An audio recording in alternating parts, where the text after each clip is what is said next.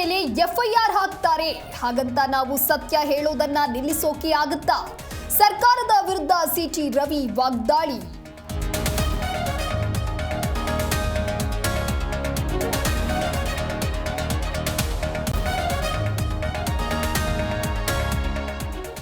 ಹಾಸನದಲ್ಲಿ ನಡೆದ ದುರಂತದಿಂದ ನೋವಾಗಿದೆ. ಸಹಾಯಕನಿಗೆ ಟ್ರಕ್ ಕೊಟ್ಟು ಡ್ರೈವರ್ ಮಲಗಿದ್ದ. ತಪ್ಪು ಮಾಡಿದ್ದವರಿಗೆ ಶಿಕ್ಷೆ ಆಗಬೇಕು ಎಂದ ರಾಘವೇಂದ್ರ.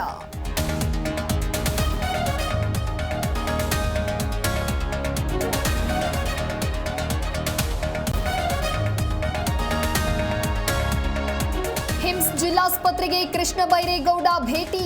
ಗಾಯಾಳುಗಳ ಆರೋಗ್ಯ ವಿಚಾರಿಸಿ ಸಾಂತ್ವನ. ಹೆಚ್ಚಿನ ಪರಿಹಾರದ ಬಗ್ಗೆ ಭರವಸೆ ಕೊಟ್ಟ ಮಿನಿಸ್ಟರ್.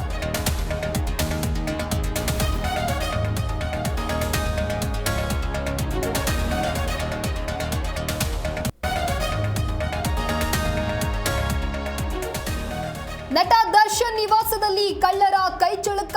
3 ಲಕ್ಷ ನಗದು ಕಳವು ಮಾಡಿರುವ ಕಿಡಿಗೇಡಿಗಳು. ಮನೆ ಕೆಲಸದವರ ಮೇಲೆ ಅನುಮಾನಿಸಿ ದೂರು.